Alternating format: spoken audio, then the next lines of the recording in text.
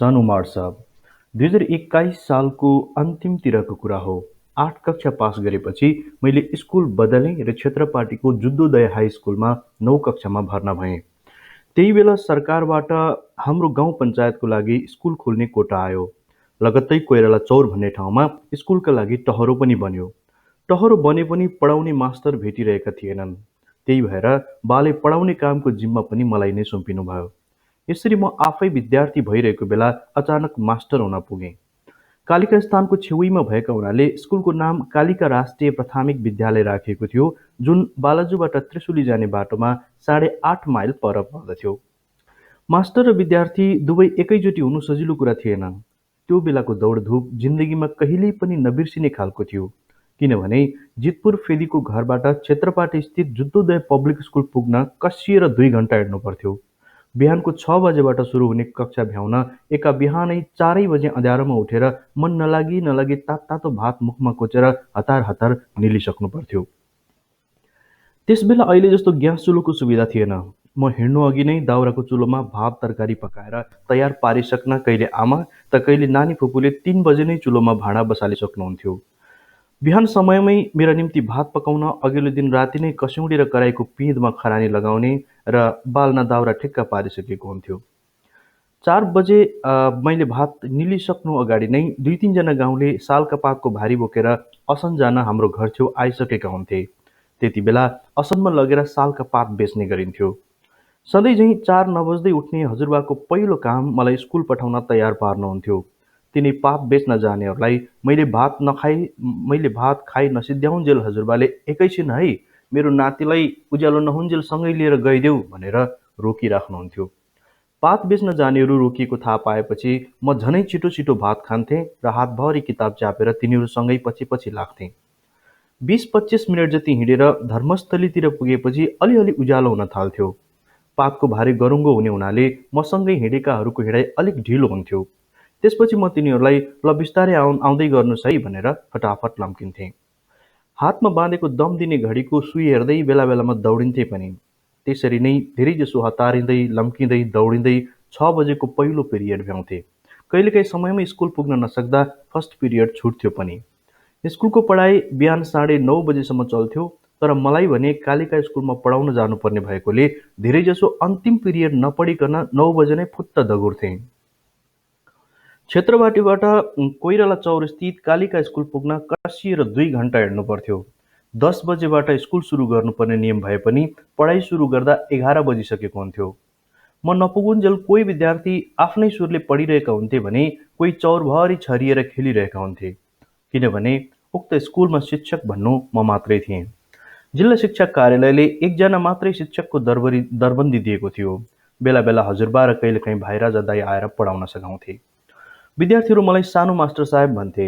उमेरले म सानो भएकोले मात्रै होइन, मभन्दा ठुलो उमेरका विद्यार्थी भएकोले पनि मलाई त्यस्तो भनिएको होला। नभनुन् पनि किन, एकजना रामप्रसाद र्यामी नामका विद्यार्थी त मभन्दा झन्डै 4-5 वर्षले जेठा थिए। मास्टरको पद भए पनि मेरा भूमिका धेरै थिए। कहिले पिएन बन्नु पर्थ्यो, कहिले लेखापाल, कहिले जाँचकी त कहिले व्यवस्थापक। मेरो मासिक तलब 75 रुपियाँ थियो। त्यही पनि हजुरबा अरूसँग गर्वका साथ भन्नुहुन्थ्यो, मेरो नाति मदन पनि अब त वर्षको 900 रुपियाँ कमाउने भयो है। काम मैले गरे पनि तल बुझ्ने काम भने बाको हुन्थ्यो। मेरो बिहान 4 नबज्दैदेखि सुरु हुने मेरो दौडधुप झमक्क साँझ परेपछि मात्रै सकिन्थ्यो। घर पुग्दा थाकेर लोत परिसकेको हुन्थेँ। कोठामा छिर्ने बित्तिकै किताब सिताब टेबलमाथि फुत्त फ्याँकेर ओछ्यानमा डङरङ्ग पल्टिन्थेँ र भुसुक्कै निदाउँथेँ। बेलुका 8-9 बजेतिर घरका सदस्यले मलाई झकझक्याउँदै खाना खान उठाउँथे। कहिलेकाहीँ निन्द्राको सुरमा खाना खाए नखाएको यादै हुँदैनथ्यो। खाना खाएको सम्झना भए पनि के खाएँ भन्ने याद हुँदैनथ्यो। तरकारीको स्वाद कस्तो थियो, के तरकारी पाकेको थियो, मलाई केही थाहा हुँदैनथ्यो। खाना खाने बित्तिकै म ओछ्यानमा पल्टिन्थेँ र निदाइहाल्थेँ। भोलि बिहान 4 नबज्दै मेरो पुरानै रुटिन सुरु भइहाल्थ्यो। यस्तो हतारो र दौडधुप करिब 2 वर्षसम्म चलिरह्यो। बालाजुबाट नागार्जुन ओसो तपोवन हुँदै 8.5 माइल दूरी छिचोलेर कोइराला चौर पुग्दा अहिले पनि मेरो आँखा त्यही स्कुल भएको चौरमा पुगेर टक्क अडिन्छ। मैले पढाएको उक्त स्कुल त्यहाँबाट सरेर 3 पिप्ले पुगिसक्यो। पहिले स्कुल भएको ठाउँमा अहिले हाई टेन्सन बिजुलीको लट्ठा अड्याउने टावर छ। अहिले त्यहाँ स्कुल नभए पनि मलाई त्यो ठाउँ देख्ने बित्तिकै आफूले पढाएको, वरिपरि विद्यार्थी झुम्मिएको, तिनीहरूसँग रमाइलो गरेका दृश्यहरूको सम्झना हुन्छ।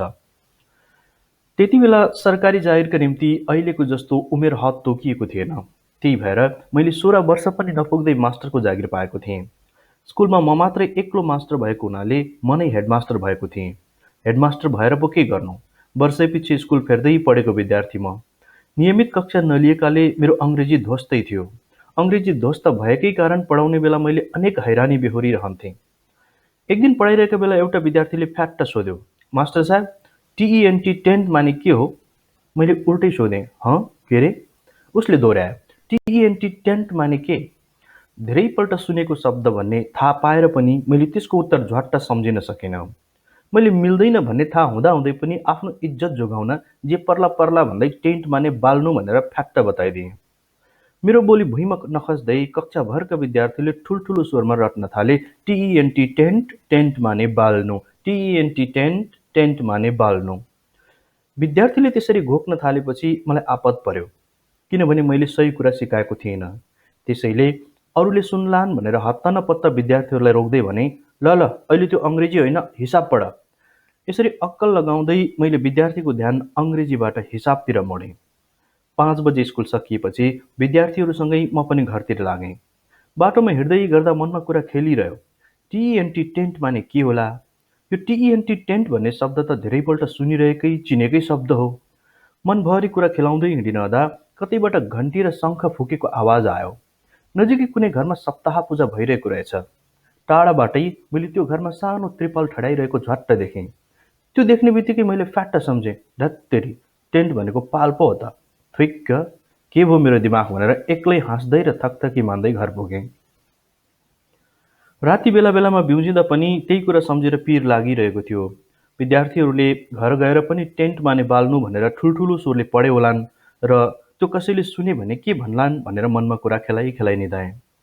भोलिपल्ट स्कुल नपुग्दै विद्यार्थीहरू ठुल्ठुलो स्वरले टिइएनटी टेन्ट, टेन्ट माने बाल्नु, टिइएनटी टेन्ट, टेन्ट माने बाल्नु भनेर चिच्याइ चिच्याइ पढिरहेको टाढैबाट सुने। ए बाबा, मलाई त बाटोबाट कतिखेर कक्षाभित्र पुगौँ जस्तो हतार, छटपटी र लाज भयो। दौडिएर कक्षाभित्र छिरेँ। मलाई देख्ने बित्तिकै सबै विद्यार्थीले उठेर नमस्कार मास्टर साहेब भने र आफ्नो ठाउँमा बसे। बस्ने बित्तिकै विद्यार्थीहरूले फेरि ठुलो स्वरमा टिइएनटी टेन्ट, टेन्ट माने बाल्नु भनेर घोक्न के थालेका थिए। मैले हत्त नपत्त विद्यार्थीहरूलाई रोकेँ र सच्याउँदै भने, हेर, अङ्ग्रेजीमा कतिपय शब्दका 2-3वटा अर्थ हुन्छन्। जस्तो बियर माने भालु पनि हो, बियर माने ल्याउनु पनि हो, बियर माने सहनु पनि हो। त्यस्तै टेन्ट माने बाल्नु पनि हो, तर यहाँ चाहिँ बाल्नु होइन, टेन्ट माने पाल हो। पाल भनेर पढ्नु है। त्यसपछि विद्यार्थीले ठुल्ठुलो स्वरमा टिइएनटी टेन्ट, टेन्ट माने पाल, टिइएनटी टेन्ट, टेन्ट माने पाल भनेर पढ्न थाले। अनि बल्ल मैले आनन्दको सास फेरेँ। म विद्यार्थीहरूलाई सकेसम्म हँसाइ हँसाइ रमाइलो गरेर पढाउने प्रयत्न गर्थेँ। विद्यार्थीहरूलाई किताबी ज्ञान बाहेक अरू कुरा पनि सिकाउन सकिन्छ कि भनेर अनेक प्रयत्न गरिरहन्थेँ। जुद्धोदय हाई स्कुल पढ्दै गर्दा मैले स्काउटको तालिम लिइसकेको थिएँ। त्यसैले मैले मेरा विद्यार्थीलाई पनि स्काउटको तालिम दिन थालेँ। 35-36 जना विद्यार्थीलाई खाकी रङको कट्टु र सर्ट भएको ड्रेस लगाएर लेफ्ट राइट लेफ्ट भन्दै गाउँ गाउँ हिँडाउँदा छुट्टै चहल पहल भए जस्तो देखिन्थ्यो। अभिभावकहरू आफ्ना छोराहरूले लेफ्ट राइट गर्दै जुत्ता बजार्दै हिँडेको देखेर दङ्ग पर्थे। उनीहरू दङ्ग परेको देख्दा मलाई के न गरियो भने चाहिँ औधी रमाइलो लाग्थ्यो। 2021-22 सालको त्यो पनि गाउँको स्कुलमा पर्यो। त्यति बेला खानेपानी, चर्पी, बिजुली, पङ्खा त परै जाओस्, टहरोमा चलेको स्कुलमा विद्यार्थी बस्न बेन्चको व्यवस्था पनि थिएन। 1-2 जना विद्यार्थीहरू घरबाटै पिर्का बोकेर पनि आउँथे। पिर्का नल्याउनेहरू भने नेवार समुदायमा भोज खाँदा ओछ्याइने जस्तै हातले बाटेको लामो सुकुलमाथि पलेटी कसेर बस्थे। कोही विद्यार्थी खाली खुट्टा नै स्कुल आउँथे, कोही सिँगान तान्दै आउँथे, कोही ड्रेस नै नलगाई आउँथे। 5 कक्षासम्म मात्र पढाइने स्कुल भए पनि सबै विद्यार्थीलाई एउटै कक्षामा राखेर हुलमुलमा पढाइन्थ्यो। पानी खान मन लाग्यो भने विद्यार्थीहरू स्कुल भएको ढिस्कोबाट तल ओर्लिएर सडक पारीको सानो पानी झर्ने पँधेरोमा पुग्नु पर्थ्यो।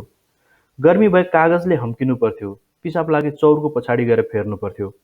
केटी विद्यार्थीहरू एकजना पनि नभएकोले केटाहरूलाई खुल्ला ठाउँमा पिसाब तुर्क्याउन कुनै लाज हुँदैनथ्यो।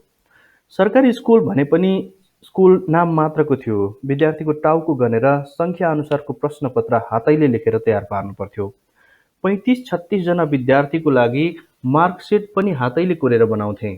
त्यति बेला न प्रेसको चलन थियो न स्कुलको आर्थिक क्षमता नै। गर्मी मौसमको कुरा हो, स्कुलको छेउैमा सानो भैँसी नुहाउने आहाल थियो। हाफ टाइममा केही विद्यार्थी त्यही आहालमा गएर खुसी हुँदै मजाले पौडी खेल्न थाले। भैँसी नुहाउने आहालको पानी स्विमिङ पुलको जस्तो सफा हुने त कुरै थिएन। तैपनि विद्यार्थीहरू रमाउँदै आनन्दले पौडी खेलेको देखेपछि मलाई पनि पौडी खेलौँ खेलौँ लागिहाल्यो। मास्टर भएको नाताले मैले विद्यार्थीहरूलाई त्यस्तो भैँसी नुहाउने धमिलो आहालमा पौडी नखेला भन्नुपर्ने थियो। तर आफू मास्टरै भए पनि आखिरमा 14 वर्षको अल्लारे केटो न थिएँ। चुलबुले मन थाम्नै सकेन। एकैछिनमा बिस्तारै एउटा एउटा गर्दै कमिजको टाँक खोल्न थालेँ। पाइन्ट खोल्नै लाग्दा झसङ्ग भएँ। त्यो दिन त मैले अन्डरवेयर नै लगाएको रहेनछु। मेरो पालो मसँगै रहेको एउटा विद्यार्थीसँग एउटा हुक मागेँ। भित्री गन्जीको पेटनिरको अगाडिको टुप्पो र पछाडि कम्मर मुनिको गन्जीको टुप्पोलाई तलतिर तन्काउँदै खिचेर अगाडि र पछाडिको टुप्पोलाई हुकले जोडिदिएँ। यति गर्दा गन्जी त केटीहरूले लगाउने सेतो स्विमिङ कस्ट्युम जस्तै देखियो। आफ्नो बुद्धि देखेर आफै दङ्ग पर्दै भैँसी नुहाउने आहालमा झम्लङ्ग हाम फालेँ। त्यसरी पानीमा पौडिन पाउँदा स्वर्गीय आनन्द आयो। तर त्यो स्वर्गीय आनन्द आधा मिनेट पनि टिक्न पाएन। बाको जस्तै स्वर मेरो कानमा स्वाट्ट पस्यो। फरक्क फर्किएर हेर्दा त भैँसी नुहाउने आहालको डिलमा भैँसीकै जत्रा आँखा पारेर बाले मलाई नै हेरिरहनु भएको थियो। म हत्त नपत्ता आहालबाट बाहिर निस्केँ। छिटो छिटो लुगा लगाउन खोजेँ। बाले मलाई गाली गर्दै भन्नुभयो, मास्टर भएर विद्यार्थीहरूलाई भैँसी नुहाउने फोहोर पानीमा पौडी खेल्न हुन्न भनेर सिकाउनु त गाउँ गाउँ, झन् आफैले यसरी पौडी खेल्ने हो? वाहियात। बाको रिस यतिमै रोकिएन। सबै विद्यार्थीकै अघि बाले मेरो टाउकोमा ठ्वाङ ठ्वाङ खुट्टा हिर्काउनु भयो। आफ्ना विद्यार्थीको अघि बाको हातबाट खुट्टा खाँदा दिक्क मात्र होइन, नमिठो र अप्ठ्यारो पनि लाग्यो। 2 मिनेट अघि पानीमा हाम फाल्दा आएको स्वर्गीय आनन्द एकैछिनमा नारकीय बोरमा परिणत भयो। त्यो समय सम्झिँदा अहिले पनि मन झमझमाउँछ। एक दुईवटा गल्तीलाई छोडेर बाँकी पढाउने काममा मैले राम्रै मेहनत गरेको थिएँ। त्यसैले होला अहिले पनि बेला बेलामा सुटिङका क्रममा 3 पिप्लेतिर पुग्दा मभन्दा पाको उमेरका, दारीजुङ्गा, कपाल सेतै फुलेकाहरूले पनि हरिवंश र सुटिङ युनिटका अन्य कलाकारका अघि नमस्ते गुरुबा, नमस्ते मास्टर साहेब, नमस्ते सर भन्छन्। उहाँ त हाम्रो गुरुबा हो नि भन्दै अरूलाई चिनाउँछन्। त्यति बेला मलाई औधी खुसी लाग्छ। यसरी मास्टर भए पनि 9-10 कक्षा पढ्ने बेलासम्म मेरो बानी औधी छुकछुके नै थियो। जुद्धोदय हाई स्कुलको छेउैमा थियो बद्रीनारायण र सत्यनारायण मानन्दरको रेस्टुरेन्ट। हाफ छुट्टीमा हामीले खाजा खाने ठाउँ। 70-80 जना विद्यार्थी हुल बाँधेर एकैचोटि खाजा खान्थ्यौँ र फर्किँदा कसैले पैसा तिर्थे, कसैले तिर्दैनथे। हुलमुलमा कसले पैसा तिर्यो कसले तिरेन भनेर साउजीले पत्तो नै पाउँदैनथे। त्यति बेला एक छटाक हलुवा स्वारी, एक प्लेट तरकारी र एक कप चिया खाँदा 80 पैसा पर्थ्यो। 80 पैसा बराबरको खाजा खाएर पैसा तिर्दै गरेका विद्यार्थीहरूको हुलमा म पनि मिसिन्थेँ। पैसा लिन व्यस्त भइरहेका बद्रीनारायण साहुको हातमा हतार भए जस्तो गरी 1 रुपियाँको नोट थमाइदिन्थे। फिर्ता गर्ने बेला उनले सोध्थे, कति? मैले 80 भनेर अधुरो जवाफ दिन्थेँ। साहुले 80 पैसा कटाउने भन्ठानेर 20 पैसा फिर्ता दिए पनि लिएर जान्थे। 20 पैसा कटाउने भन्ठानेर 80 पैसा नै फिर्ता दिए पनि खुसुक्क खल्तीमा हालेर फुत्त हिँडिदिन्थे। अन्य कैयौँ विद्यार्थीले पनि यसै गर्थे। पढाइसकेको धेरै वर्षपछि तिनै बद्रीनारायण मेरा मिल्ने साथी भए। मैले पुरानो कुरा उप्काउँदै सुनाएँ। स्कुल पढ्दा कैयौँ पटक तिम्रो रेस्टुरेन्टमा 80 पैसाको खाएर 80 पैसा नै फिर्ता लिएर गएको थिएँ। मेरो कुरा सुनेर उनले हाँस्दै भने, हे मुला, तिमीले पनि त्यस्तो गरेका थियौ? आफू सानो हुँदा गरिएका उपद्रवहरू सम्झिँदा अहिले पनि हाँसो लाग्छ। हिजो आज हल्का बुढ्यौली उमेरमा ऐनामा अनुहार हेर्दा आफैलाई सोझो लागे पनि बाल्यकालमा म पनि अलिअलि छट्टु नै रहेछु भनेर रमाइलै लाग्छ। सन उमर्छ।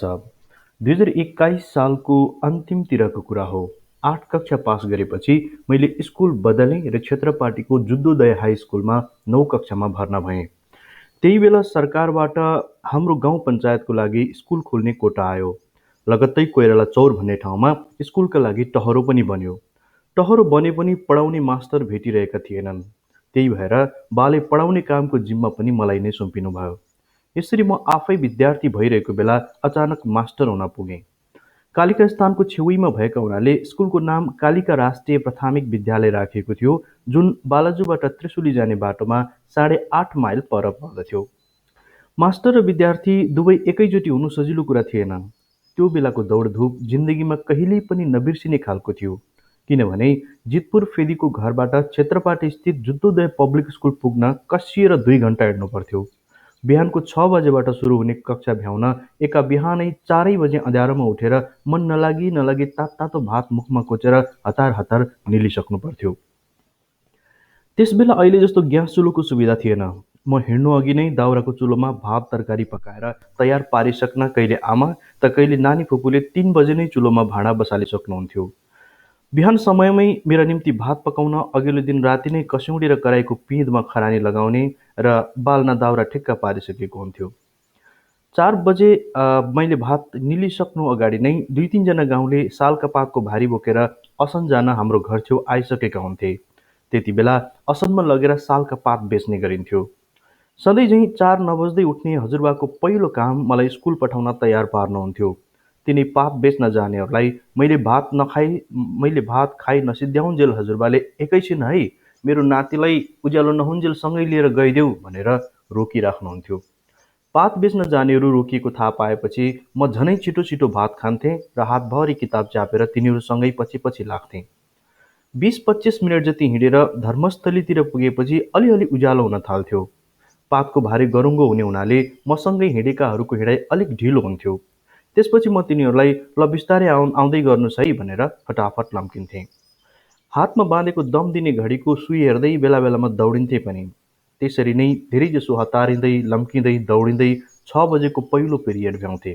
कहिलेकाहीँ समयमै स्कुल पुग्न नसक्दा फर्स्ट पिरियड छुट्थ्यो पनि।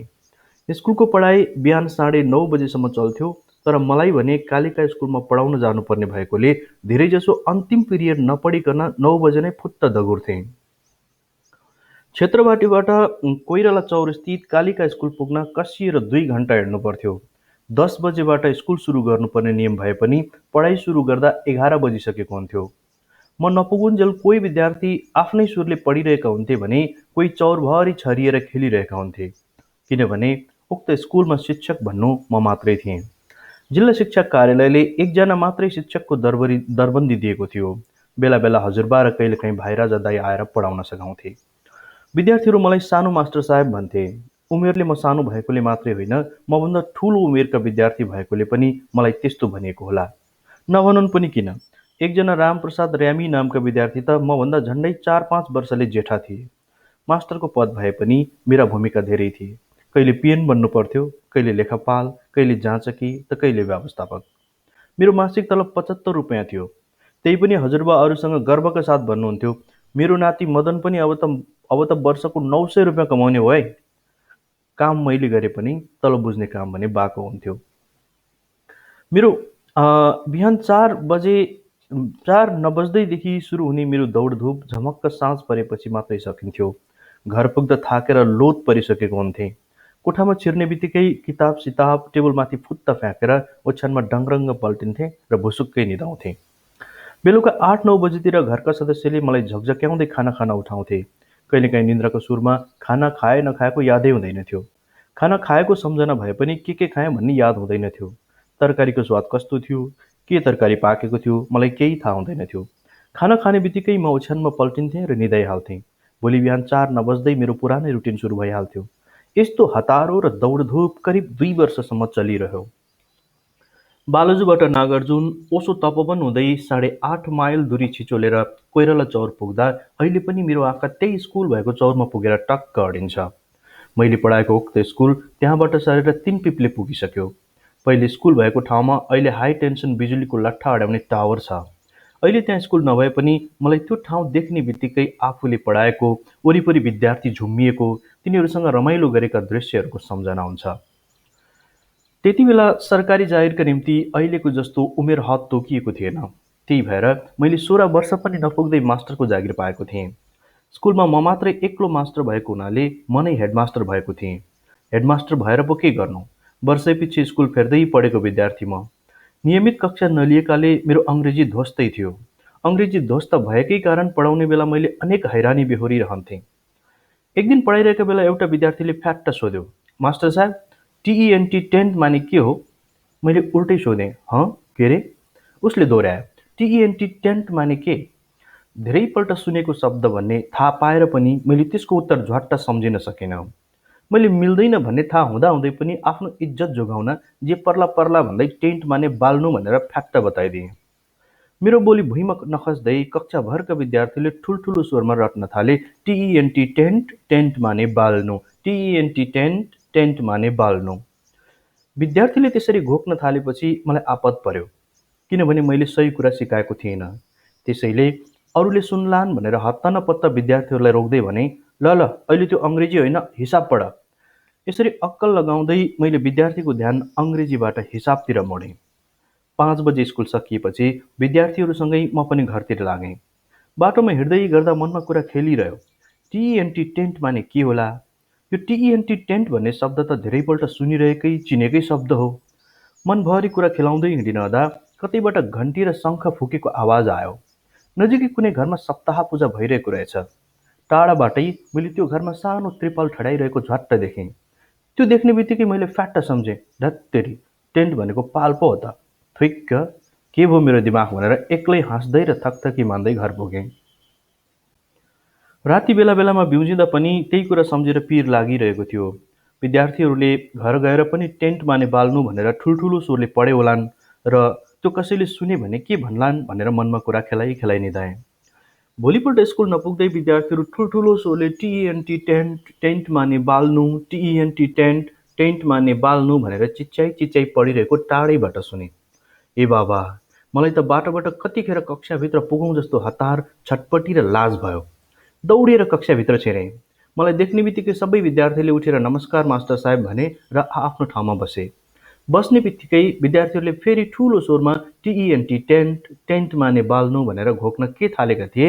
मैले हत्ता नपत्ता विद्यार्थीहरूलाई रोकेँ र सच्याउँदै भने, हेर, अङ्ग्रेजीमा कतिपय शब्दका 2-3वटा अर्थ हुन्छन्। जस्तो बियर माने भालु पनि हो, बियर माने ल्याउनु पनि हो, बियर माने सहनु पनि हो। त्यस्तै टेन्ट माने बाल्नु पनि हो, तर यहाँ चाहिँ बाल्नु होइन, टेन्ट माने पाल हो। पाल भनेर पढ्नु है। त्यसपछि विद्यार्थीले ठुल्ठुलो स्वरमा टिइएनटी टेन्ट, टेन्ट माने पाल, टिइएनटी टेन्ट, टेन्ट माने पाल भनेर पढ्न थाले। अनि बल्ल मैले आनन्दको सास फेरेँ। म विद्यार्थीहरूलाई सकेसम्म हँसाइ हँसाइ रमाइलो गरेर पढाउने प्रयत्न गर्थेँ। विद्यार्थीहरूलाई किताबी ज्ञान बाहेक अरू कुरा पनि सिकाउन सकिन्छ कि भनेर अनेक प्रयत्न गरिरहन्थेँ। जुद्धोदय हाई स्कुल पढ्दै गर्दा मैले स्काउटको तालिम लिइसकेको थिएँ।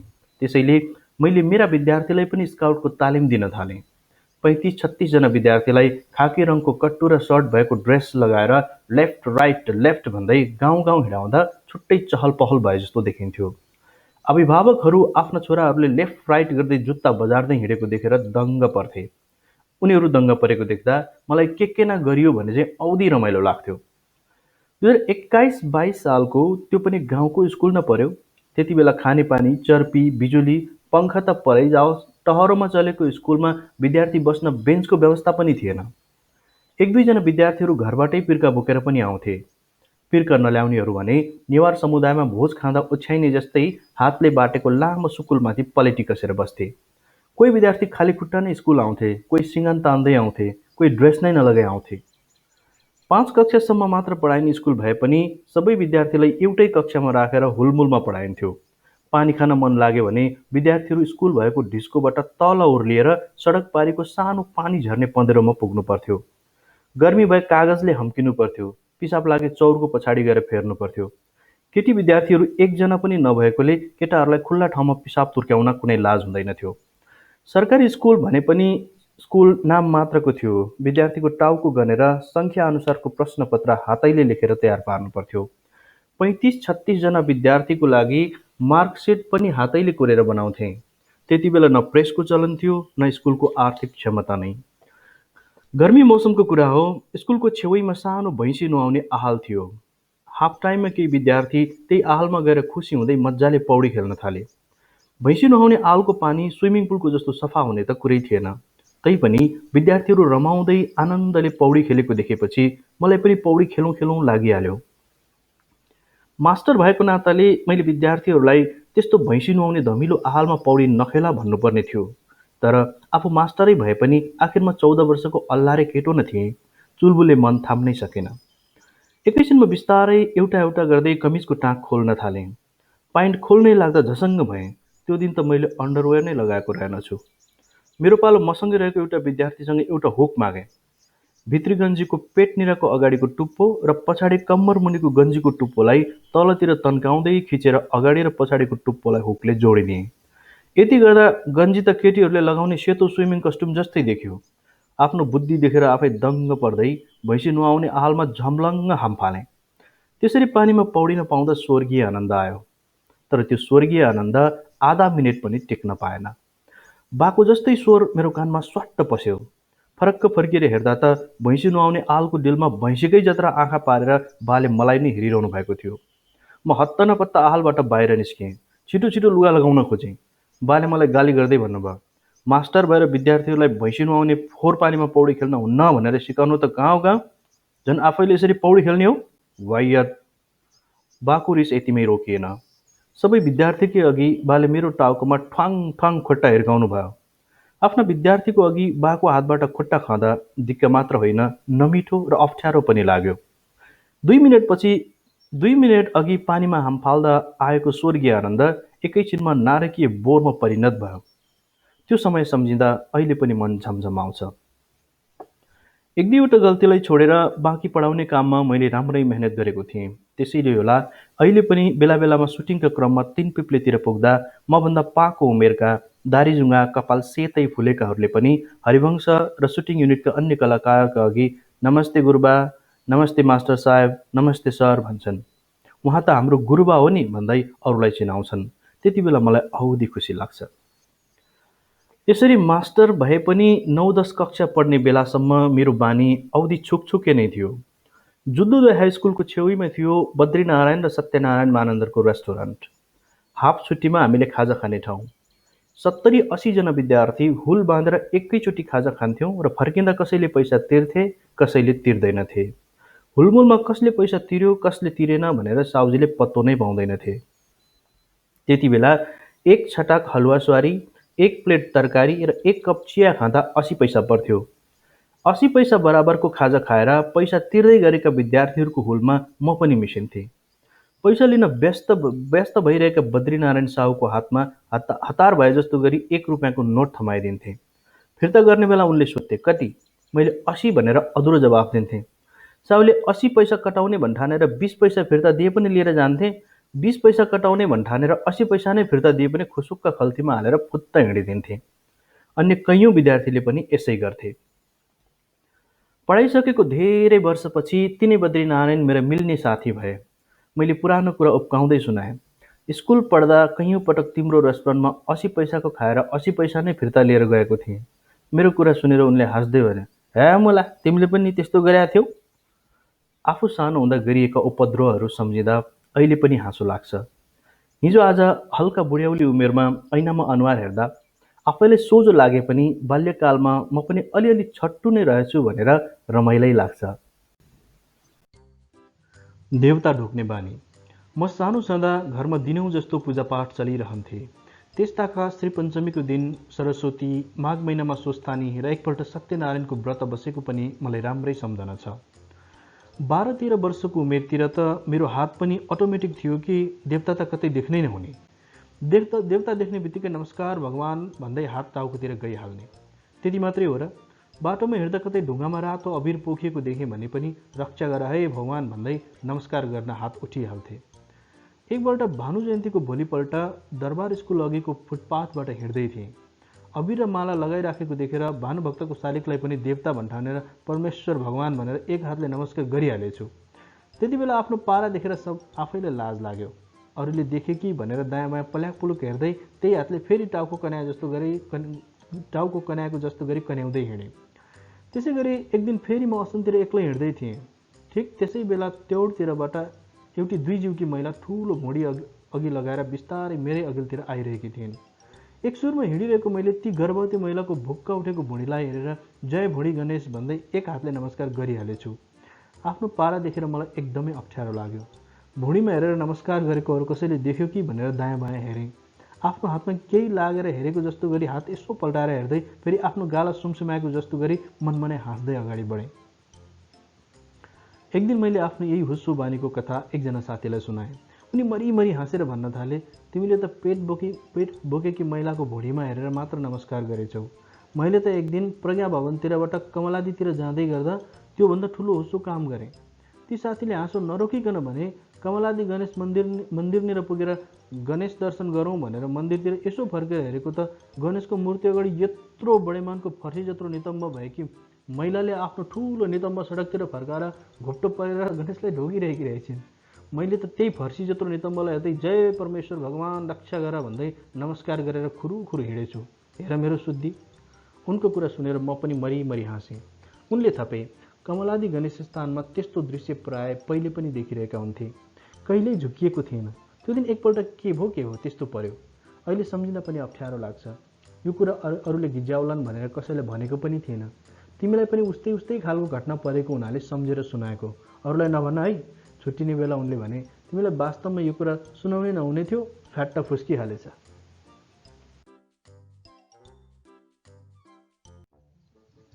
14 वर्ष उमेर पुग्दासम्म मन्टेश्वरी स्कुलबाट सुरु भएको मेरो स्कुले यात्रामा मैले विभिन्न 9वटा स्कुल मात्रै चहारिन, त्यही बीचमा भ्याइ नभ्याइ गरेर अनेक तालिमका कक्षा पनि छिर्न भ्याएँ। गाउँका निरक्षर प्रौढहरूलाई पढाउने तरिका सिकोस् भनेर बाले मलाई 9 कक्षा पढिरहेको बेला 1 महिने प्रौढ शिक्षक शिक्षण तालिम लिन पठाउनु भयो। पुल्चोक स्थित हरिहर भवनमा हुने तालिममा सहभागीहरूलाई 30 रुपियाँ भत्ताको पनि व्यवस्था थियो। जिन्दगीको पहिलो कमाइ भनेको त्यही थियो। हातमा परेको भत्ता घर पुग्ने बित्तिकै मैले बालाई सुम्पिएको थिएँ। छोराको पहिलो कमाइ हात पारेपछि बाको अनुहारमा एक झिल्को खुसी झुल्किएको थियो। 9 कक्षा पढिरहेकै बेला बाले मलाई 1 वर्ष लामो नर्मल टिचर ट्रेनिङ लिने चाँजो मिलाइदिनु भयो। अहिले लाचिमपाट स्थित रेडिसन होटल भएको ठाउँमा पहिले चेत भवन थियो। त्यसको भुइँ तल्लामा ल्याबोरेटरी स्कुल थियो भने माथिल्लो तल्लामा टिचर ट्रेनिङको कक्षा हुन्थ्यो। तालिम लिनेहरूमा विभिन्न जिल्लाबाट आएका पाका शिक्षक थिए। सिङ्गो कक्षामा स्कुल पढिरहेको म मात्र एउटा फुच्चे विद्यार्थी थिएँ। यो तालिममा स्कुलमा कसरी पढाउने र विद्यार्थीलाई कसरी बुझाउने भन्ने बारे सिकाइन्थ्यो। एमाले नेत्री साहना प्रधानले पनि हामीलाई तालिम दिनुभएको थियो। नयाँ कुरा सिक्न पाइने र मासिक 55 रुपियाँ भत्ता पनि पाइने भएकोले मलाई यो तालिम जागिर खाए जस्तो लाग्थ्यो। भत्ता स्वरूप 1-1 रुपियाँका 55वटा नयाँ नोट हातमा थमाइन्थ्यो। 55वटा नोट गन्दा मलाई रमाइलो लाग्थ्यो। भुइँतलामा पढ्ने ल्याबोरेटरी स्कुलमा विद्यार्थीहरूले हामीलाई 55 रुपियाँ भत्ता पाइरहेको थाहा पाएकोले ओ 55 भन्दै जिस्काउँथे। उक्त तालिम सकिएपछि एउटा सरकारी स्कुलमा 1 महिना प्रशिक्षक शिक्षक बनेर जानुपर्ने थियो। हामी 5-6 जना शिक्षक भने झोछेको एउटा सरकारी हाई स्कुलमा पढाउन पुगेका थियौँ। चाखलाग्दो हिसाबले पढाउनु पर्छ भनेर अरू शिक्षक साथीहरू कसैले स्याउ कसैले केरा नै किनेर कक्षामा लैजान्थे। कसैले केरा देखाउँदै सोध्थे, यहाँ कतिवटा केरा छन्? विद्यार्थीहरूले भन्थे 5वटा। अनि शिक्षक 5वटामा 3वटा केरा हटाएर सोध्थे, अब कतिवटा बाँकी छन्? विद्यार्थीहरूले स्वर मिलाएर भन्थे 2टा बाँकी। अरू शिक्षकहरूले यसरी हिसाब सिकाइरहँदा म भने न स्याउ किन्थेँ न केरा नै। म कालोपाटीमा चकले मान्छेको टाउकाको चित्र बनाउँथेँ र सोध्थेँ, यो के हो? विद्यार्थीहरू लय मिलाएर भन्थे टाउको हो। कसको टाउको? मान्छेको टाउको। म त्यही टाउकोमा टुप्पी थापिदिन्थेँ र सोध्थेँ, यो के नि? सबैले स्वर मिलाएर हाँस्दै भन्थे टुप्पी। टुप्पी कतिवटा छन्? विद्यार्थीहरूले औँला देखाउँदै गनेर भन्थे 8वटा। 8वटा टुप्पीमा 4वटा काटिदिएपछि कतिवटा बाँकी हुन्छन्? सबैले एकैचोटि भन्थे 4वटा। त्यसै गरी बाँदरको चित्र कोरेर विद्यार्थीहरूलाई सोध्थे, यो कसको हजुरबा? विद्यार्थीहरू हाँस्दै उत्तर दिन्थे बाँदरको हजुरबा। बाँदरको पुच्छर देखाउँदै सोध्थे, बाँदरको हजुरबाको पुच्छर कतिवटा छन्? उनीहरू लय मिलाएर भन्थे एउटा छ। मैले त्यही बाँदरको पुच्छरमा अर्को 4वटा पुच्छर थपेर सोध्थेँ, अब कतिवटा पुच्छर भयो? उनीहरूले हाँस्दै भन्थे 5वटा। यसरी विद्यार्थीहरूलाई हँसाई पढाउने भएकोले साथीहरूभन्दा मैले राम्रो नम्बर पाउँथेँ अनि स्याउ र केरा किन्ने पैसा पनि बचाउँथेँ।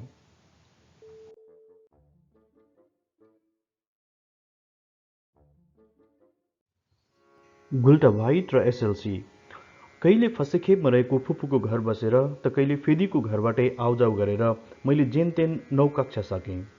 जागिर र पढाइको दोहोरो भारले मेरो पढाइ झनै कमजोर हुने सम्भावना थियो। बाकै सल्लाहमा मैले रानी पोखरीमा रहेको त्रिभुवन प्रौढ स्कुलमा कक्षा 10मा भर्ना भएँ। 9 र 10 कक्षा मात्रै पढाइने उक्त प्राइभेट स्कुलमा अन्य सरकारी स्कुलमा भन्दा विशेष तरिकाले पढाइ हुन्थ्यो। त्यस्तो पढाइ प्राइभेट कोचिङ क्लास जस्तै हुन्थ्यो। किनकि नियमित पढाइ नभएका अलि उमेर छिप्पिएकाहरू उक्त स्कुलमा पढ्न आउँथे। दरबार स्कुलकै भवनमा कक्षा भाडामा लिएर चलाइएको त्यो स्कुलमा बिहान मात्रै पढाइ हुन्थ्यो। दिउँसो भने तिनै कक्षामा दरबार स्कुलका नियमित विद्यार्थी पढ्थे। राम्रो स्कुल भए पनि त्यहाँ मेरो पढाइ गतिलोसँग अघि बढिरहेको थिएन, किनकि मास्टरको जागिरले गर्दा मैले पढाइमा आवश्यक समय दिन सकिरहेको थिइनँ। वर्षभरि लगाएर प्रौढ स्कुलमा 10 कक्षाको पुरै पढाइ पढे पनि मैले परीक्षा भने अन्तैबाट दिएँ। उक्त प्राइभेट स्कुलबाट परीक्षा दिँदा जाँचमा कडाइ गरिने र पास हुने सम्भावना कम हुने देखेपछि मैले सरकारी स्कुलबाटै टेस्ट र एसएलसी दिने विचार गरेँ।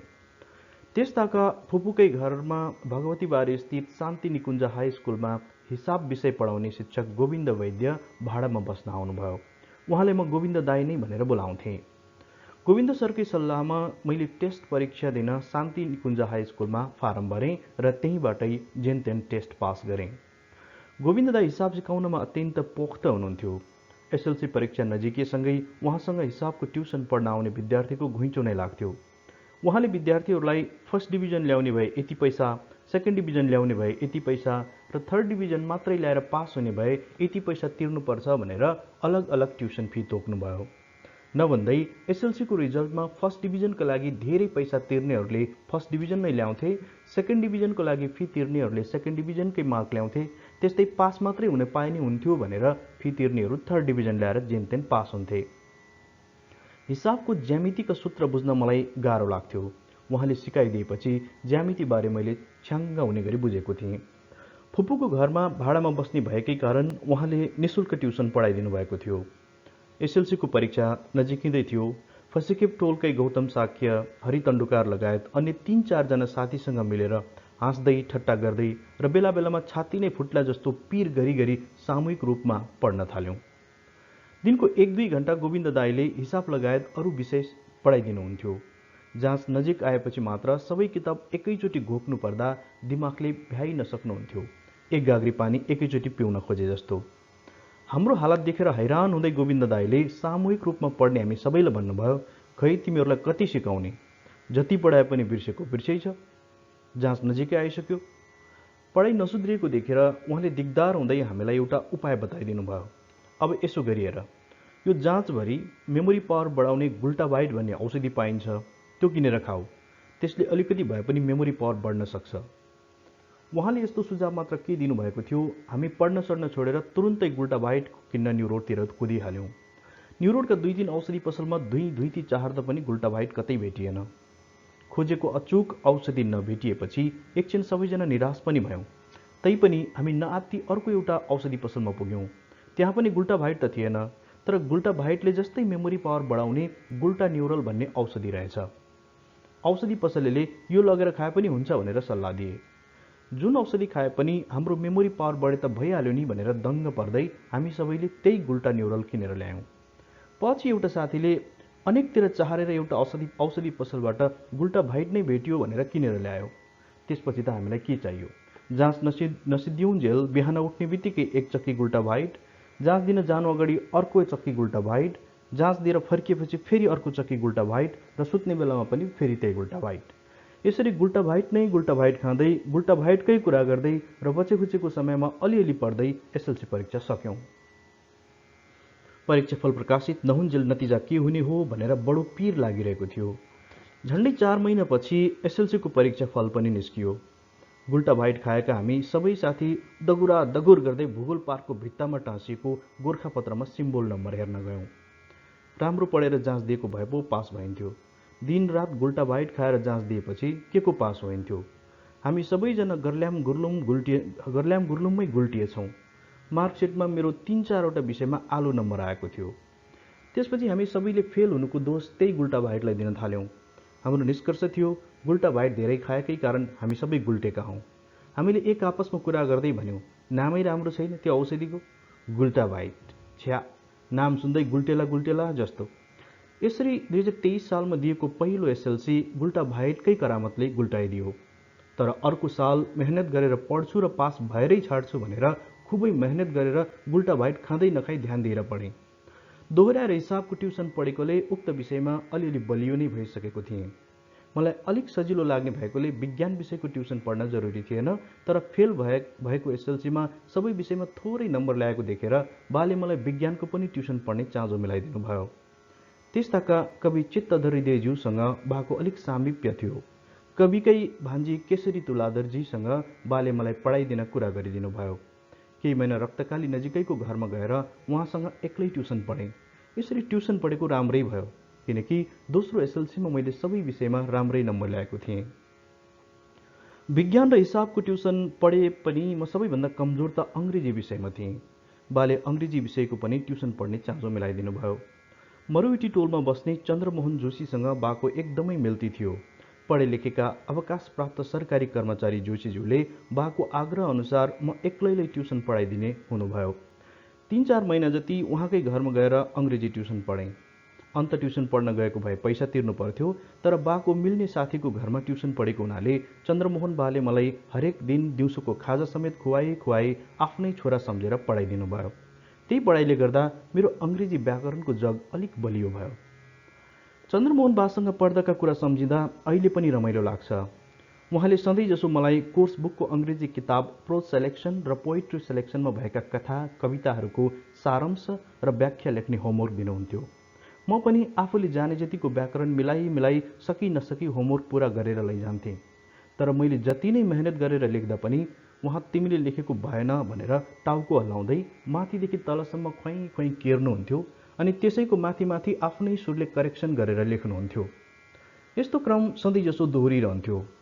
उहाँको त्यो चाला देखेर म हैरान हुन्थेँ। जति पटक लेखेर लगे पनि र जसरी लेखेर लगे पनि टाउको हल्लाउँदै भएन भन्दै मैले लेखेको खर्ती केरेर आफ्नै हिसाबले करेक्सन गर्ने क्रम चलिरह्यो।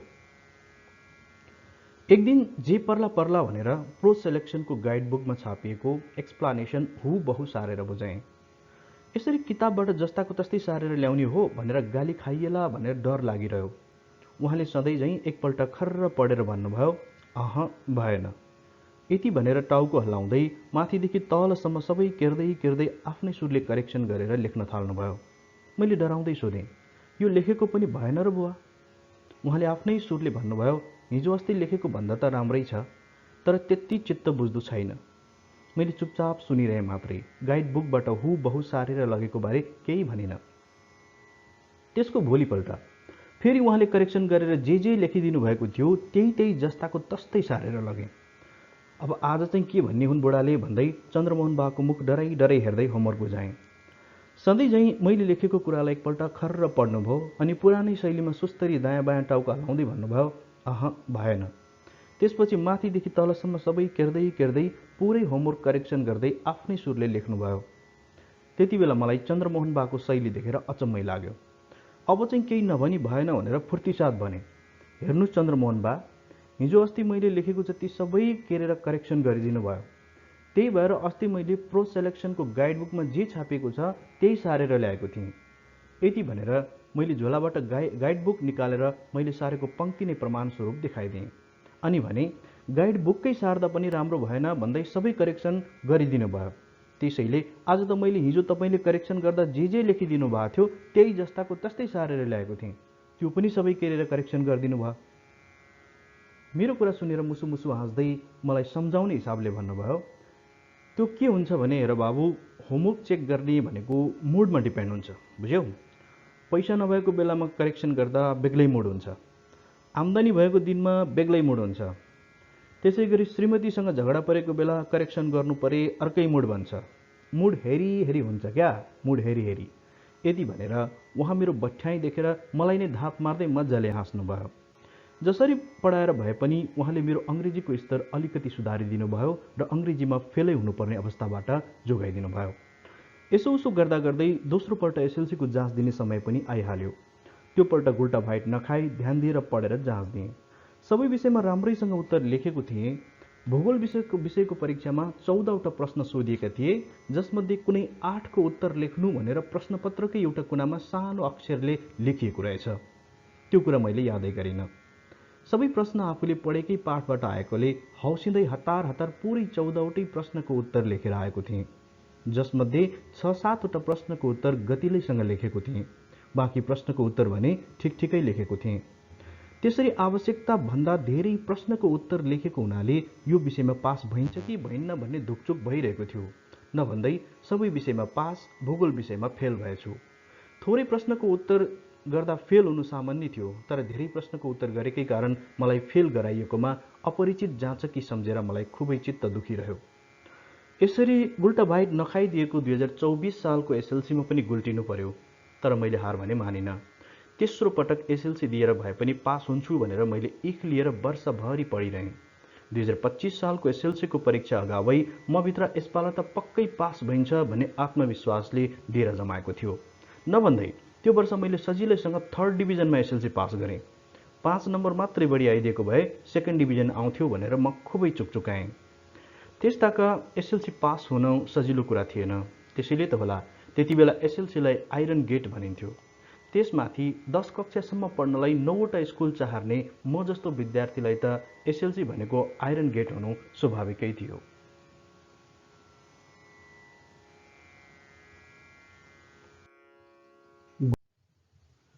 नमिठो सगुन। एसएलसी पास गरेपछि काठमाडौँको बसन्तपुर स्थित महेन्द्र रत्न पब्लिक कमर्स क्याम्पसमा आइकम पढ्न बिहानी कक्षामा भर्ना भएँ। त्यसताका अलि धेरै पढ्ने उत्कृष्ट विद्यार्थी विज्ञान संकायमा आइएससी बिएससी पढ्थे। अलि ठिकै पढ्ने विद्यार्थी भने कमर्स लिएर आइकम बिकम पढ्थे। त्योभन्दा नि निकै कमजोर विद्यार्थी चाहिँ मानविकी संकायमा आइए बिए पढ्थे। मैले भने आफूले आफैलाई उत्कृष्ट नभए पनि अलिकति पढ्न खोज्ने, पढ्न सक्ने विद्यार्थीको पङ्क्तिमा राखिसकेको थिएँ। राखेर मात्र के गर्नु? बिहान एकछिन मात्रै पढाइमा समय दिएर पुग्दैन। दिनभर र साँझ अबेरसम्मको समय जागिरलाई दिनु पर्थ्यो। किनकि एसएलसी पास गर्नुअघि 2023 साल असार 16 गतेदेखि कर्मचारी सञ्चय कोषमा मैले जागिर सुरु गरिसकेको थिएँ। सञ्चय कोषको जागिर त्यति बेला अत्यन्तै कडा थियो। 10:30 देखि 5:30 बजेसम्म घोटिएर काम गर्नु पर्थ्यो। बिहान अफिस पुग्न 1 मिनेट ढिला भयो भने सजाय स्वरूप बेलुका 1 घण्टा बढी बसेर काम गर्नु पर्थ्यो, या त बिदा नै लिएर घर फर्किनु पर्थ्यो। जहिले पनि अफिसमा काम भ्याइ नभ्याइ हुन्थ्यो। काम नभ्याएरै बेला बेला ओभरटाइम बसेर समेत काम गर्नु पर्थ्यो। 2.5 घण्टा ओभरटाइम काम गरे बापत बल्ल बल्ल 3 सुका अर्थात् 75 पैसा भत्ता पाइन्थ्यो। ओभरटाइम काम गरेर मेरो त 9 सुका भयो, या 12 सुका भयो, 81 सुका भयो भन्दै औँला भाँचेर हिसाब गरिन्थ्यो। आइकम पढ्दाको सुरुवाती दिनमा म फसिखेप स्थित ठुली फुपूको घरमा बस्थेँ। ठुली फुपू र फुपाजु दुवैजना बितिसक्नु भएको थियो। सबैले भाइराजा नामले बोलाउने फुपूको छोरा प्रचण्ड लालले म जस्तै सानै उमेरबाट जागिर खाएका थिए। त्यति बेला उनी भूमि सुधार विभाग अन्तर्गत मुस्ताङमा खटिएर काम गर्दै थिए। 12 हजुरबा फेदीकै घरमा बस्नुहुन्थ्यो र बेला बेलामा मलाई भेट्न पनि आइरहनुहुन्थ्यो। फुपूको घरमा म एक्लै बसिरहेको थिएँ। त्यसैले सधैँजसो आफैले पकाएर खानु पर्थ्यो। यसरी भात पकाएर पनि खानै पर्थ्यो, कलेज पनि जानै पर्थ्यो, अफिस पनि भ्याउनै पर्थ्यो। त्यसमाथि आफ्नो गीत गाउने सोख, त्यो पनि पुरा गर्नै पर्थ्यो। यसरी कुन बेला खाने, कुन बेला क्याम्पस जाने, कुन बेला अफिस पुग्ने, कुन बेला गीत गाउने सोख पुरा गर्ने, भ्याइ नभ्याइको जिन्दगी चलिरहेको थियो। यस्तै प्रकारले पढ्दा मेरो लागि एसएलसी त आइरन गेट भयो नै, आइकमको पढाइ पनि गोल्डन गेट हुन सकेन। कहिले कुन पेपर बिग्रिने त कहिले कुन पेपर बिग्रिने, तैपनि हिम्मत चाहिँ हारिन। काम, माम, पढाइ, जागिर, गीतमध्ये कुनै पनि छोडिन। आइकमको फाइनल जाँच पनि 2 पटक त मजाले बिग्रियो। तेस्रो पल्ट 3 पेपरको आंशिक जाँच दिएको थिएँ, तैपनि रिजल्ट नभएसम्म चिन्तै लागिरहेको थियो। प्रचण्ड दाइले बिहे गरेपछि म फुपूको घरबाट सरेँ र झोचेको एउटा गल्लीमा डेरा लिएर बस्न थालेँ। बेला बेलामा 12 आमा पनि डेरामा आएर बस्नुहुन्थ्यो। एक दिन 12 म मस्त सुतिसकेका थियौँ। फसिकेप टोलका साथी हरि तण्डुकार, गौतम साक्य, श्याम अधिकारी, तारा प्रसाद र महाबौद्ध ओटु टोलका नवीन चित्रकार लगायत 4-5 जना साथी रातको 11 बजेतिर मलाई बोलाउन आए। साथीहरूले कराउँदै मलाई बोलाएको सुनेपछि बाले मलाई घचघचाउनु भयो। ए बाबु उठ, बाहिर साथीहरूले तँलाई बोलाइरहेछन्। घर बाहिरबाट साथीहरूको चर्को चर्को स्वरमा ओ मदन भन्दै बोलाइरहेका रहेछन्। मैले निन्द्राकै स्वरमा हजुर भने। उनीहरूले रिजल्ट भएको खबर सुनाए। बासँगै सुतिरहेको बेला रिजल्ट भयो भनेको सुन्दा झस्याङ झुसुङ भएँ। डरले मेरो निन्द्रा त कहाँ पुग्यो। बाले रिजल्ट थाहा पाउनु होला भन्ने मलाई सधैँ डर थियो, किनकि मलाई आफ्नै रिजल्टमाथि विश्वास थिएन। मसँगै भएको बेला बाले नै सुन्ने गरी रिजल्ट भयो भन्दा मेरो हालत कस्तो भयो होला। गाह्रो मान्दै काँपेको स्वरले मेरो रिजल्ट के भयो भनेर साथीहरूलाई सोधेँ। उनीहरूले खुसी हुँदै चर्को स्वरमा भने पास भइस्। यो सुन्ने बित्तिकै एकछिन आनन्दले सुखको सास फेरेँ। मनमा मिठो सङ्गीत बज्यो। उठेर कोठामा बत्ती बालेँ। बाले सुती सुती भन्नुभयो, ल बधाई छ बाबु तँलाई, तेरा साथीहरूलाई पनि धन्यवाद सुनाइदिए, यति राति खुसीको खबर सुनाउन आए बिचराहरू। म साथीहरूलाई भेट्न जान जराक जुरुक उठेँ, जुत्ता लगाउँदै थिएँ। बाले ओछ्यानबाटै सोध्नुभयो, साथीहरूसँग जान लाग्या? कतै पसल खुलेको छ भने फर्केर आउँदा मिठाई सिठाई केही किनेर ल्याउनु। म पनि खुसी हुँदै हस् बा हुन्छ भन्दै तल ओर्लेँ। साथीहरूले बधाई बधाई भनेर हात मिलाउँदै सोधे, कुन कुन पेपरको जाँच दिएको थियो रे? मैले इन्सुरेन्स र अर्को विषयको नाम भन्दै थिएँ। त्यही बेला हरिले पक्क भन्यो, ला इन्सुरेन्स विषयमा पास भएको त रिजल्टमा देखिएन त। तिमीले अकाउन्ट र इकोनोमिक्सको मात्र आंशिक जाँच दिएको होइन र? त्यस्ताका आंशिक जाँच दिनेहरूको परीक्षाफल प्रकाशित हुँदा जुन जुन विषयको जाँच दिएको हो तीमध्ये पास भएको विषय मात्र उल्लेख गरेर नतिजा निकालिन्थ्यो। हरिले इन्सुरेन्स विषय त छैन भनेको सुन्ने बित्तिकै मेरो जिउ सिरिङ्ग भयो, मुटु जोडले ढुकढुक हुन थाल्यो। मैले मधुरो स्वरमा भने, अकाउन्ट र इकोनोमिक्सको साथमा इन्सुरेन्स विषयको पनि जाँच दिएको थिएँ नि। मेरो कुरा सुन्ने बित्तिकै साथीहरू जिल्ला पर्दै भने, इन्सुरेन्स त देखेनौ भाइ, न हामीले हेरेको नमिलेको हो कि फेरि एकपल्ट सुन्धारामा नतिजा हेर्न जाउँ। म पनि साथीहरूसँगै नतिजा हेर्न निस्केँ। उता बा चाहिँ म पास भएँ भनेर ढुक्क भइसक्नु भएको छ, यता आफ्नो मनमा चाहिँ जोडले ढ्याङ्ग्रो ठोकिरहेको छ। अमिलो मन बनाउँदै रिजल्ट हेर्नकै लागि साथीहरूसँग लुखुर लुखुर हिँडिरहेको थिएँ। मेरो अवस्था देखेर साथीहरू एक शब्द पनि बोलिरहेका थिएनन्। म पनि चुपचाप थिएँ। धरहराबाट भोटेबहाल जाने गल्लीमा शिक्षा मन्त्रालय अन्तर्गतको एउटा अफिस थियो। त्यही अफिसको पर्खालमा परीक्षाफल टाँसिएको थियो। हतार हतार गर्दै मैले परीक्षाफल टाँसिएको कागजमा आँखा दौडाएँ। आखिर साथीहरूको कुरा सही थियो, म अरू विषयमा पास भएको रहेछु, तर इन्सुरेन्स विषयमा भने एउटा नमिठो कुहिएको आलु खाएकै रहेछु। कर्मले दिएको आलु खानै पर्यो। मेरो हालत देखेर साथीहरू वाल्ल परे, म पनि जिल्ल परेँ। बाले फर्केर आउँदा मिठाई सिठाई किनेर ल्याउनु भनेको सम्झेँ। लामो सुस्केर हालेँ। त्यो सुनेर साथीहरूले बोर मान्दै, अब एकै पेपर त हो नि, खेली खेली पास भइहाल्छौ, पिर नगर भनेर सम्झाए। मलाई भने एक पेपर बाँकी रहेकोमा भन्दा एक पेपर अझै बिग्रेको रहेछ भनेर बालाई कसरी सुनाउने होला भन्ने पिर परिरहेको थियो। दिक्क लाग्यो। तुरुन्तै फर्किएर घर जानै मन लागेन। 12-1 बजेसम्म साथीहरूसँगै जुद्ध शमशेरको शालिगदेखि न्यू रोड गेटसम्म, न्यू रोडदेखि इन्द्रचोकसम्म ओहोर दोहोर गरिरह्यौँ। ओहोर दोहोर कति बेर गर्नु, जाउँ घर, धेरै अबेर भयो। 1 नै बजिसक्यो भनेर साथीहरूलाई घरतिर पठाइदिएँ। म पनि लुरु लुरु घरतिर हिँडेँ। आफूले परीक्षा फलमा कुहिएको आलु खाँदैमा बालाई पनि आलु नै किनेर लगिदिने कुरा पनि भएन। मिठाई किनेर लगिदिने त झन् कुरै आएन। पास भएको भए गीत गाउँदै भर्याङ उक्लिन्थे। जाँच बिगारेको मान्छे चोर उक्लेको जस्तै गरी साइसुई केही आवाजै नआउने गरी सुस्तरी भर्याङ उक्लेँ। आवाज नआउने गरी बिस्तारै कोठाको ढोका खोलेँ। लुसुक्क भित्र छिरेँ र बिस्तारै ढोका लगाएँ। बा खाटमा छोरा पास भयो भनेर ढुक्क भएर घुहार घुहार घुर्दै आनन्दले सुतिरहनु भएको थियो। म पनि चोर सुत्न गएको जस्तै गरी बिस्तारै ओछ्यानमा लुसुक्क घुस्रेँ। पिरै पिरले कुन बेला भुसुक्क निदाएछु होसै भएन। भोलिपल्ट एका बिहानै बाले कसैसँग कुरा गरिरहेको आवाज सुनेर ब्याउजिएँ। आँखा खोलेर हेर्दा बा त झ्यालको छेउमा बसेर गल्ली हुँदै हिँडिरहेका मान्छेहरूसँग कुनै सिलसिला बेगर नै मेरै बारे कुरा गरिरहनु भएको रहेछ। बा र बटुवा बीचको कुराकानी सुनेर मेरो दुवै कान ठाडा ठाडा भए। बाले बटुवाले भन्नुभयो, कता जान लाग्नु भा? बटुवाले उत्तर दिए, त्यही बसन्तपुरसम्म तरकारी किन्न जान लाग्या। हिजो राति आइकमको रिजल्ट भएछ नि? बाले के भन्नुभयो बटुवाले बुझेन र सोध्यो, हँ, मेरो छोरा मदनले जाँच दिया थियो, पास भएछ, अब बीकम क्लास जोइन गर्ने भयो उसले। यसरी बा मेरो परीक्षासँग साइनो नै नराख्ने मान्छेसँग पनि आफै सन्दर्भ बनाई बनाई म पास भएको कुरा खुसी साथ सुनाइरहनु भएको थियो। यस्तो कुरा सुनेर मलाई भने छटपटी भइरहेको थियो। एकैछिनमा बाले घर अगाडिको झ्यालतिर हेर्दै छिमेकीलाई भन्नुभयो, सन्चै हुनुहुन्छ? तलबाट छिमेकीले भने, सन्चै छु। चिया खानुभयो त? खाँदैछु। मदन आइकममा पास भएछ नि, त्यही कुरा गरिरह। बाले कुराकानी सकेर मतिर फर्केर हेर्न के लाग्नु भएको थियो। मैले हत्त नपत्त खोलिसकेका आँखा पनि बन्द गरेर निदाए जस्तो गरेँ। अझै त्यसमाथि अलिअलि घुरेको जस्तो पनि गरेँ। म निदाएको अभिनय गरिरहँदा पनि बाटो हिँड्ने मान्छेहरूलाई समेत बोलाइ बोलाइ बिना कुनै सिलसिला छोरा पास भुनी भनेर सुनाउन छाड्नु भएको थिएन। बाको त्यस्तो खुसी देख्दा देख्दै बालाई बोलाएर मेरो एक पेपर अझै बिग्रेको रहेछ, म पास भएको छैन भनेर बाको खुसीलाई बिथोल्ने आँटै गर्न सकिनँ।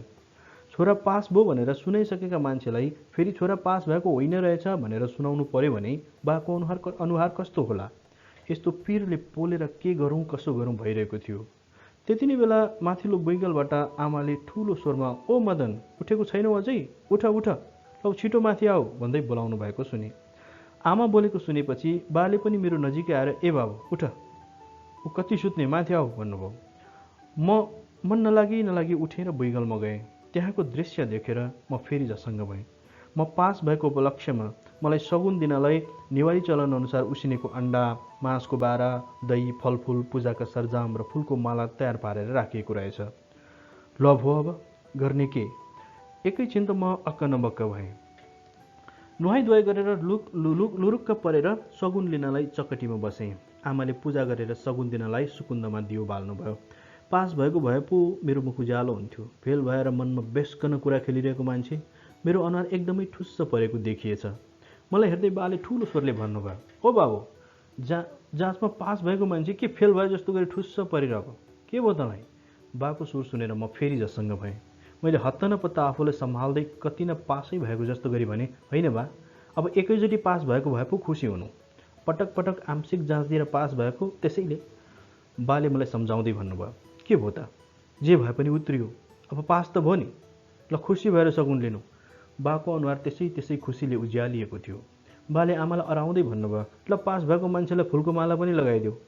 आमाले टीका र माला लगाइदिनु भयो। टीका लगाउँदा मलाई आफ्नो निधारले आफैलाई गिज्याइरहे जस्तो लाग्यो। फुलको माला पनि फुलको होइन, सिस्नुको माला लगाए जस्तो लागिरह्यो। घाँटी पनि झमझमाए जस्तो भइरह्यो। आमाले मलाई नेवारी परम्परा अनुसार मासको बारामाथि उसिनेर तारेको कुखुराको अन्डा राखेर सगुन दिनुभयो। मैले पनि मनमनै के गर्नु त अब, यस्तै पर्यो भन्दै मन नलगाई नक्कली हाँसो हाँस्दै मजाले सगुन घिचेँ। अन्डा खाँदा अरू बेला त कस्तो मिठो लाग्थ्यो, तर त्यति बेला घिच्दा अति नै बेस्वादको लाग्यो। पास भएर खान पाएको भए नमिठै भए पनि कति मिठो लाग्थ्यो होला। फेल भएका बेला घिचेको हुनाले जिन्दगीमा सबैभन्दा नमिठो अन्डा खाइरहेको जस्तो अनुभव भयो। तैपनि सगुन खाँदै मनमनै भन्दै थिएँ, अब एउटै पेपर त बाँकी हो नि, अर्को साल धेरै नम्बर ल्याएर पास गरौँला, के गर्ने त अब। अर्को साल परीक्षा दिएर रिजल्ट नआउन्जेलको 1 वर्ष जसरी भए पनि फेल भएको कुरा गोप्य राख्छु र बालाई ढाँट्छु भन्ने निर्णय गरेँ। सगुन खाएको 1 हप्तापछि नै बाले मलाई अब क्याम्पसमा बिकमको क्लास जोइन गर्ने होइन त भनेर दिनका दिन सोध्न थाल्नुभयो।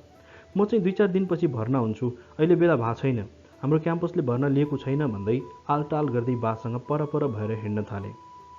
त्यही वर्ष मेरो यशोदासँग बिहे भएको थियो। 1 पेपर बिग्रिएको, म फेल भएको भन्ने कुरा घरमा यशोदा बाहेक अरू कसैलाई थाहा थिएन। यो कुरा गोप्य राखेको र बालाई थाहा नदिएको कुरा भने उनलाई थाहा थिएन। एक दिन अनायासै यशोदाले सोधिन्, किन तपाईँको 1 पेपर बिग्रेको कुरा बालाई थाहा छैन र? मैले झसङ्गै हुँदै सोधेँ, किन? तिमीले भनिदेऊ कि क्या? त्यसपछि यशोदाले बासँग भएको कुरा सुनाउँदै भनिन्, खाना पस्केर दिने बेला बाले मदनले अहिलेसम्म बिकमको क्लास किन जोइन नगरेको भनेर मलाई सोध्नुभयो। मैले आत्तिएको स्वरमा भने, अनि तिमीले के भन्यौ त? यशोदाले जे हो त्यही भनिन्। मैले डराउँदै भने, ल खत्तम। अनि बाले के भन्नुभयो त? यशोदाले भनिन्, बाले केही पनि भन्नु भएन। खुरुखुरु भात खानुभयो अनि केही नबोली उठेर चुठेर तल कोठामा जानुभयो। मेरो मनमा फेरि ढ्याङ्ग्रो ठोक्यो। भो अब भरेन फसाद, कसरी मुख देखाउने बालाई? त्यसपछि त बा बुइगलमा आउँदा म तल कोठामा जाने, बा तल आउँदा म माथि बुइगलमा चढ्ने, बा भित्र आए म बाहिर जाने, बा बाहिर आए म भित्र जाने क्रम सुरु भयो। एक दिन बाउ छोराको कोठामा छल्नै नमिल्ने गरी जम्का भेट भयो। बाले आँखा तर्दै भन्नुभयो, अझ एक पेपर बिग्रिया रहेछ होइन तेरो? म केही नबोली चुपचाप निहुरिरहेँ। मनमनै पास भएको उपलक्ष्यमा घिचेको सगुन सम्झिरहेँ।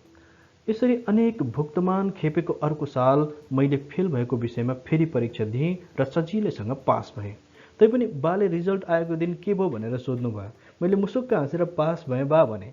बाले मुसुक्क हाँसे जसरी भन्नुभयो, ल बधाई छ, जे भए पनि अब सगुन त पोहोर साल खाइहालिस् क्यारे, एउटै जाँचमा 2 चोटि सगुन के दिनु, पोहोर खाएकै सगुनबाट चित्त बुझाउनु। म अप्ठ्यारो मान्दै लुसुक्क अर्को कोठामा छिरेँ।